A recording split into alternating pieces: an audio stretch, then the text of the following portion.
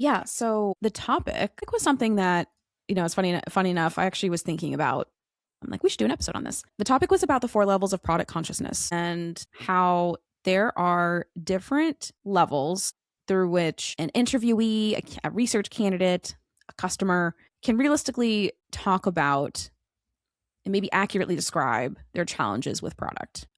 So if I were to put this in layman's terms, basically not every customer is created equal when it comes to people that you're talking to about product, about design, about features. And I think what ends up happening is there's an outcome bias that happens where you talk to someone or you talk to enough customers who are like, I love it, everything is great, it's so easy, that you start believing everything must be easy, everything must be great, no need to make any improvements. And I'm here to dispel that myth a little bit because I do think your mileage may vary quite a lot depending on the type of person that you're talking to.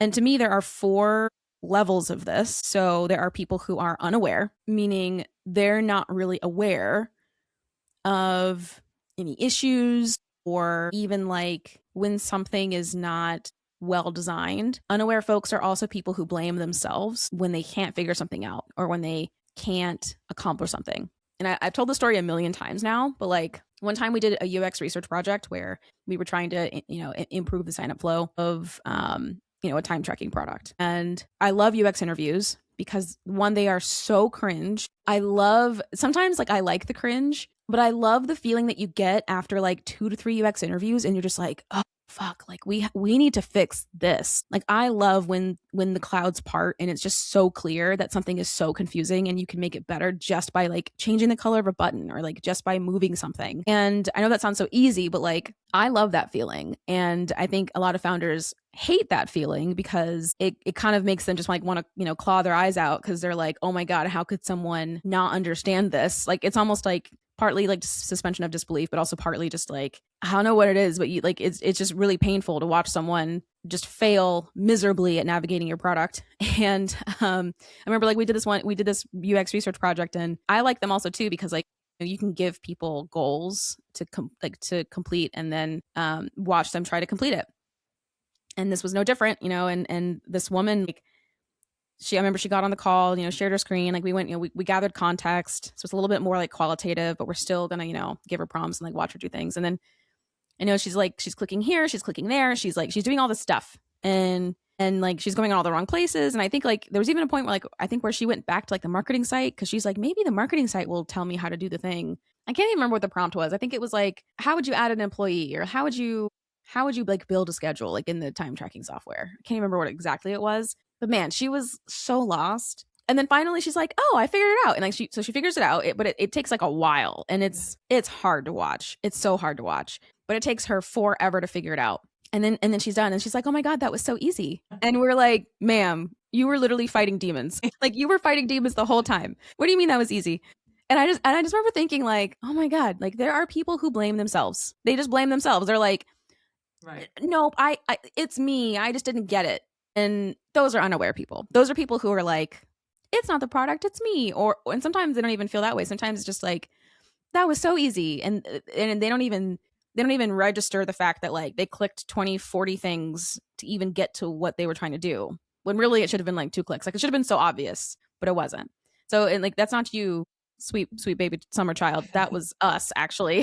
And like, we could do a way better job. Those are unaware people. Those people, we love them. They are great for all kinds of other research. But if you're hoping to get something meaningful out of that, I mean, it still is information. Like watching them struggle is still insightful. But if you never get them on a UX interview, you'll never really know. Like they're just going to tell you that things are so easy. So like if you're not doing a UX interview, if you're just doing like a jobs interview or like a churn interview or a customer discovery interview, whatever, and someone's telling you how easy something is, take that with a giant fat grain of salt, because until you actually watch them do it, they might actually be thinking, it's me, I just didn't learn it yet or whatever. And it's like, no, actually, this is just a really tough design to navigate and we can make it better. And it's lazy of us to think that this is perfect. It's not, And so anyway, so you can, if you're running a UX interview with those folks, you can usually see like, oh yeah, they're really struggling hard, but ignore what they say at the end of the day. Cause like, oh, that was so easy. Like, ma'am, we watched you literally click like through 20 different things and none of it worked.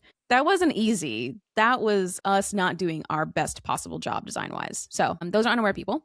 Then there's friction aware people. So these are people who, I feel like this is most evident on a UX interview. It can be evident in a non-UX interview. So if you're just like doing like a regular interview, but they're not sharing screen or talking through things, these folks are people who they experience the friction and like they know something is amiss, but they can't explain why. But they at least know that something is kind of wrong. Sometimes we've heard things like this, like when we're not doing like a UX interview, which is like a regular jobs interview, sometimes we'll ask like, is there anything challenging about the product? Usually folks like this will say things like, yeah, I wish reports were better. It takes a long time to like pull reports. And they might even say like, I don't know how to fix this, or I don't know like what needs to be fixed. I just know it's inefficient, or I just know it just takes a lot. Like it's really hard for me to do this. So they're aware that friction exists, but they might not have the words to describe exactly what's happening or why it's happening. But they know that something is like wrong. And in a UX interview,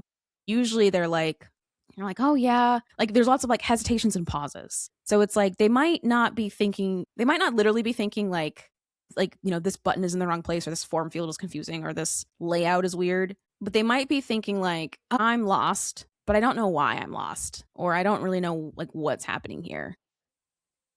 Mm-hmm. They hesitate and they pause a lot. And I find like those folks are folks who they're interesting. Everyone that you're going to talk to is going to be interesting no matter what.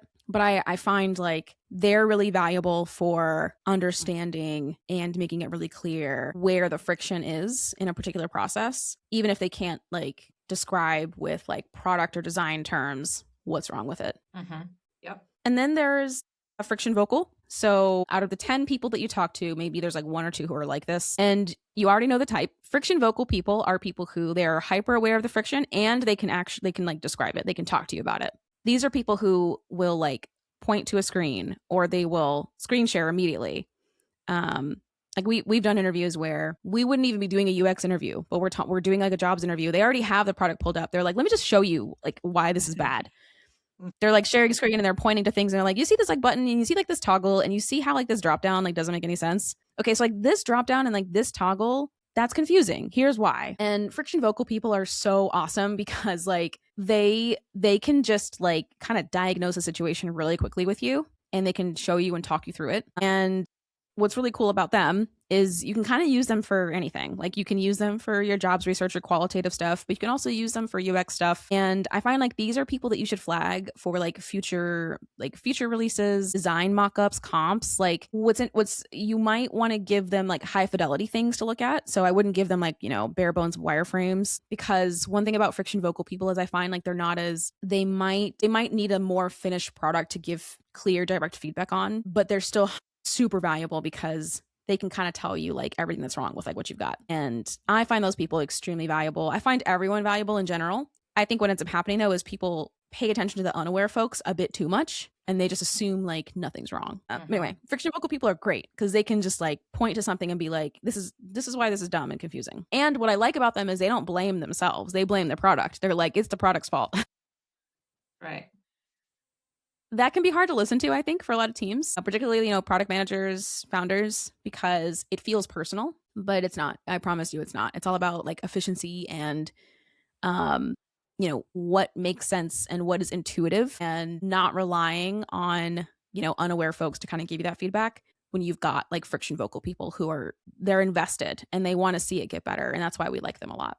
Even though they are a little bit more rare, I should say, because depending on your industry, at least, like if you're not marketing to marketers, developers, designers, like those are the 3 that are going to have, probably everyone's going to have specific information. If you're marketing to people outside of that, which is most SaaS companies, yeah, like you want to make sure you find those people quickly and keep them close, because that's going to be kind of like your, how would you call it? Almost like your like little champions panel. Or like your just like like your design panel or like your test panel for when you want to launch something or build something or design something new, and you need like really strong specific feedback. 4th is most aware. So these are people who they have this uncanny ability. They're almost like product thinkers, honestly. They're almost like amateur product and design thinkers. I say amateur. They might actually have like a product and design background, but they almost have this like they can speak to you about product and design on a level that others can't.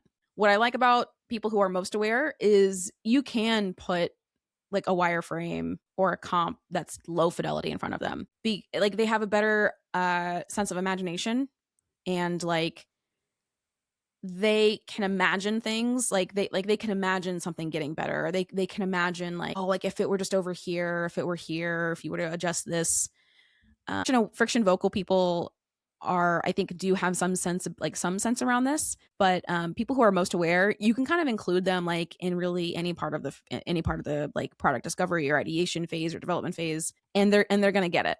The biggest risk or drawback to this group is they also are going to have very strong biased feelings about how to make the product basically only work for them, because they have such high it's almost like EQ in a way, or like what is it? EQ is like emotional quotient, I think. Is that what the Q stands for? I think these people have like really high PQ, and they have really high like product quotient, just like naturally. And maybe they do have some background in this, like from like a previous role. But yeah, you do have to be careful though, because they are usually extremely biased about how things should work. And you just want to make sure that you hear from enough people that you don't accidentally build something that only works for them, that is a bit more global. And the other thing though is, I think like, and this is kind of what I think is ironic, is I feel like some teams, some product teams and like development engineering teams, even design teams, they'll like look at the unaware folks and then they'll look at the most aware folks. Cause I know that like anyone who's listening to this, I know you probably are thinking of specific people in your mind of like, oh yeah, Christine falls into that category. Asia falls into this category. Kim falls into that category. You probably are thinking of like names. What I think is ironic is those most aware folks, I think sometimes like you get really comfortable with them and you kind of turn your brain off a little bit, critically thinking at least, because they just seem so right in that moment.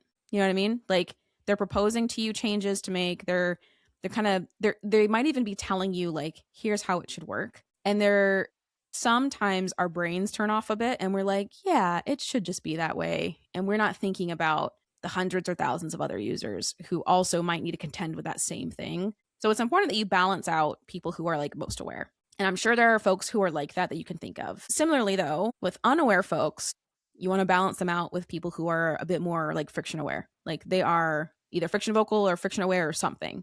But don't just surround yourself with unaware people, because they're also not going to be very helpful for you when it comes to working through like tough design challenges or possible scenarios. Unless you plan on doing like lots of UX interviews, that group is going to be really tough to like extract insight from, because realistically speaking, you're going to have to watch them do it. And I would recommend that bar none anyway. But you might be able to speed up the process a little bit by balancing them out with like more friction vocal, friction aware, and just like most aware people who know the product inside out. Like those most aware folks, like they are almost like your other product managers. Like that's how close they feel to the product. And you might have a product where you don't really have people that are like that. Like I think most aware is kind of rare, to be honest. But there are scenarios where, like when I think about the work that I'm doing on the CMO side, like there are like a couple of people who I think are like that. We don't tap them all the time, but we do tap them a lot.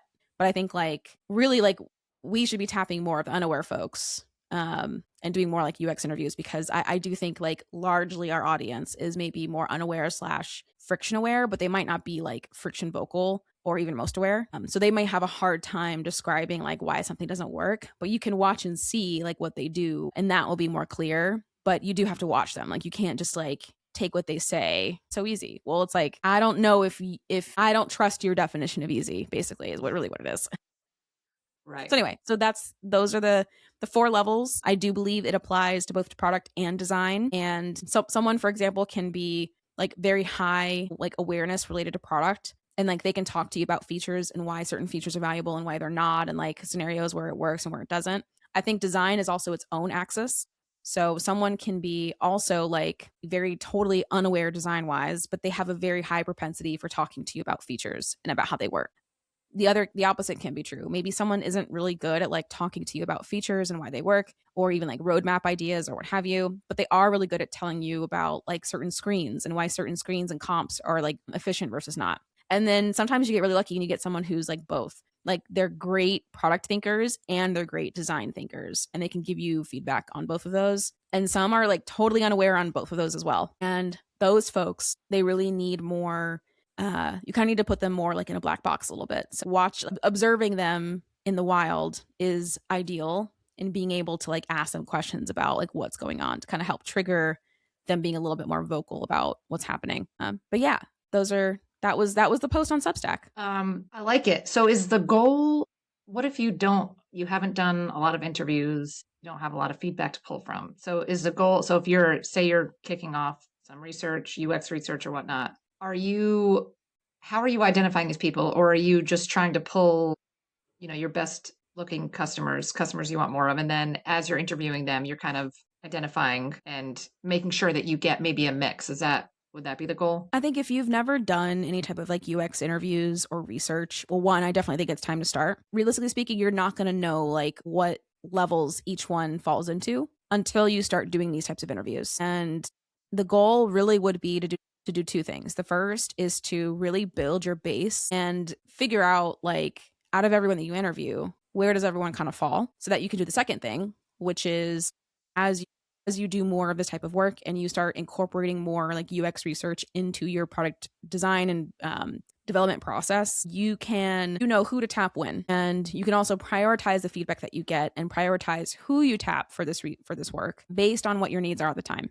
So if you know, for example, that you're largely hearing from unaware folks just by how I'm describing them, and you're like, oh man, yeah, like we just did a sprint like just recently, and we talked to like 10 totally unaware people, like maybe one was like friction vocal or whatever, then what that tells you is like, okay, we might need to optimize the next time for a more diverse batch. We're hearing from more than just one type, because I think that's actually one of our pitfalls. Well, one, I think the biggest pitfall is that we're just not doing enough UX research, to be honest, which I think is very true for earlier stage or bootstrap businesses. I think this is less true for like if you're funded and or maybe more mature, you probably are doing like some UX research to a degree. Like I would hope at least. But I think, step one is just doing more of those. And I think step two is really making sure you're dialed in to the quality of the feedback that you're getting. Because I do think it biases teams pretty severely, so much so that it might make you believe that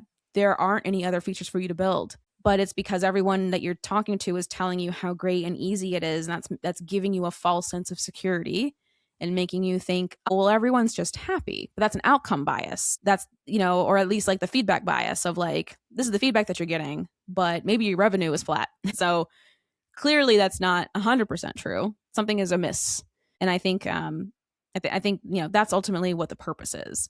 So it's really to help founders and their teams dial into who are they actually talking to and where are they at on the scale, and how much can you take what they say with a grain of salt versus push back to get maybe better insight or deeper insight or different insight than what they're currently getting. And I think what's happening is people just aren't getting the insight actually that they need because maybe they're not prioritizing the right type of person. But the goal would be to find those people and then to keep them close, because I think you're going to need them. Right. So then the other thing you mentioned with your fractional CMO work, if you have some people that you're talking to that are most aware, that maybe are helpful, but when you sort of scan your entire customer base, they tend to be mostly unaware. Are you saying, okay, it's time now to lean in the other direction, make sure you get people that aren't as aware, because you might be just focusing on the few people that, are just really honed in to, you might now be building things that aren't really applicable to your entire user base. 100%.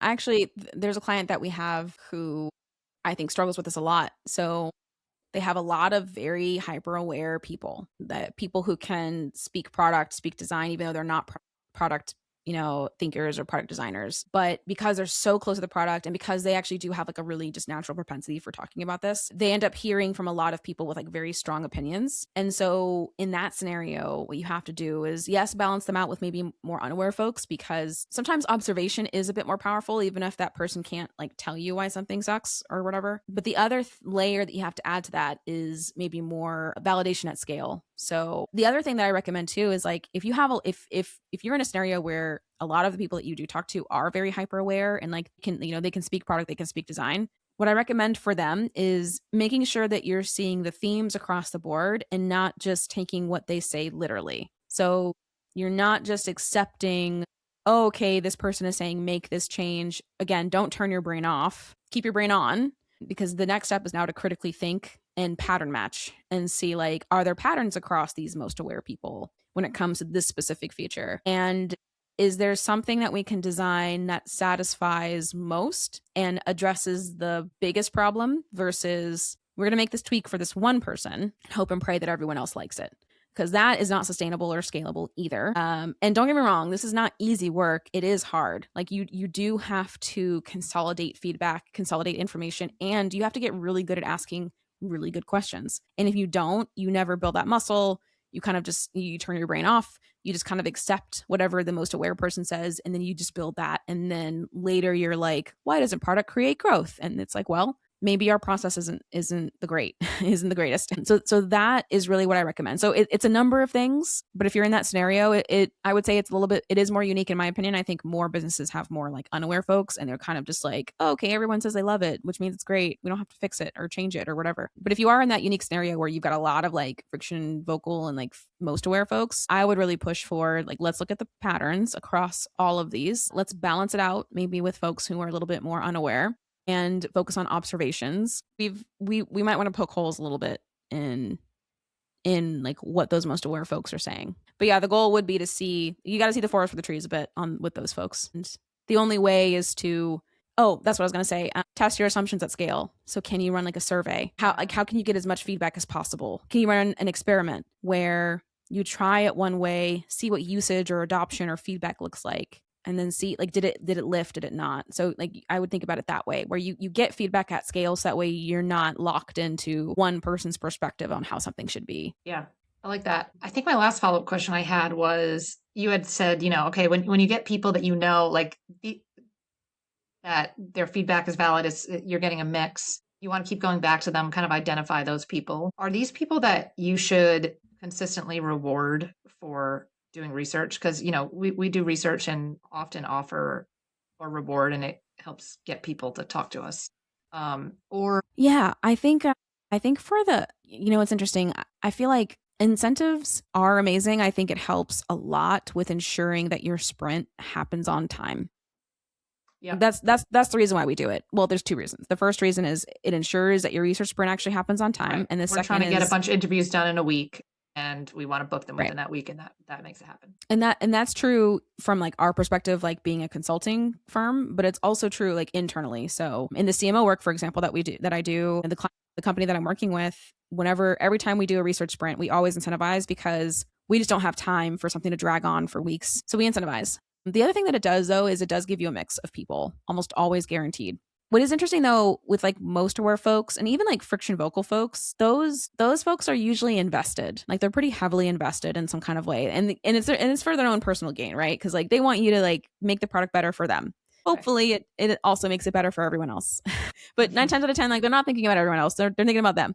Right. Times you get lucky and you get someone who's like, I understand if this can't be done because other people don't need it, but it'd be really great if it helped. If it happened for me, like sometimes you do hear that. But yeah, so I think most aware and like friction vocal folks, you might not have to keep incentivizing them, particularly if you're making changes based on their feedback, because psychologically there's now a feedback loop, and there's a personal investment being made, because that person learns that if they interview with you, that you're going to make changes that do benefit hopefully them, but also the masses as well. So it does become a little bit of like a relationship that you build, where you might not have to incentivize every time, but maybe you give them like a little kickback, like, or maybe you give them like a holiday gift or something. Like there's a way to say thank you that's not just financial. But I will say, like in certain batches where like if you're just trying to do UX research quickly and you just need feedback fast, incentive, like always give the incentive if you can. And if there's no budget for that, then yeah, like, don't incentivize obviously, but keep in mind that will likely only attract a certain type of person. And it might, like, you might end up with just like a lot of friction vocal folks or most aware folks. And that might be okay for what you're doing. But just keep in mind that like, if you're hoping to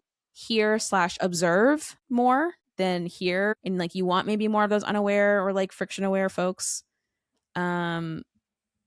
incentive might be a bit better, because again, like there's no feedback loop for them. If they're not aware of something, they can't imagine it getting better. They might notice the change and they might be like, oh wow, that's really cool, but they might not understand that the process to get there is to do the interview. So there's nothing in it for them basically that they can like reasonably see. So that's kind of why like we incentivize.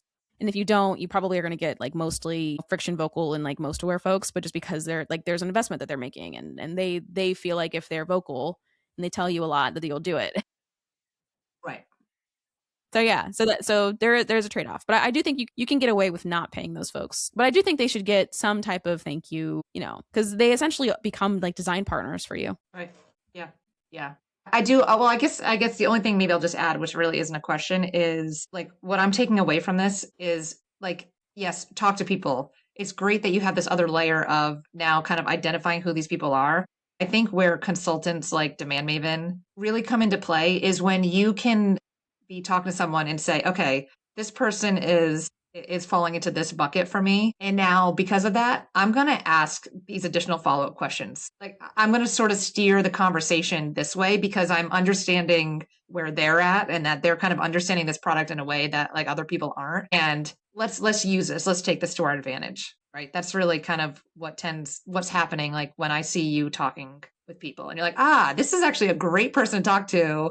We're not going to take everything. We're not going to do everything they say. But I'm understanding kind of where they're coming from. And I'm going to kind of add in these other questions so that I can kind of pick their brain a little bit more and we can make this more valuable. Totally. Yeah, 100%. I do think I wish we could give examples. Like I wish we could take like clips. That'd be really cool. Like if we ever like maybe we should do like live interviews at some point. That's a great idea. Which would be really cool. Right. But I wish we could give clips and examples because it does sound different. Like you can just tell. So this last research sprint that we just did, there were 2 people in particular who were like, okay, they're definitely friction vocal. Don't know if they're going to be like in the most aware camp until like you actually work with them a little bit and kind of get a feel for like how do they think about how like can you put a low fidelity wireframe in front of them or can you not? That to me is a true test. If you can put a low fidelity wireframe in front of a customer and they get it and they're like, oh yep, this is weird, this is not. Those are most aware people. You can just tell. But if they're like stuck and they're like, I mean, it doesn't look like what I thought it would, then you're like, okay, probably friction vocal, especially if they're still giving you like feedback. But anyway, that to me is like the true test. But yeah, like you will feel the difference. I think the founder, for example, was like, whoa, this person has a lot of feedback. Like you'll feel that. And you'll be able to tell. But those are the people that you should like bookmark and be like, okay, next product release or next thing related to that feature that they complained about, or next time we make a push or change the schedule or the appointments or whatever it is, we're going to tap her because she had a lot of feedback about it. Like that's the kind of thinking to have. And you low key like and kind of high key like build like a repository of people that you can like tap at any moment. And ideally it's diverse and ideally, you have like a good sense for like who to tap when. But UX research doesn't have to be hard. It just needs to be organized and it also just needs to be like when you have a system for it, it makes it so much easier. But hopefully this is a good framework like for you to think about who it is that you're actually talking to.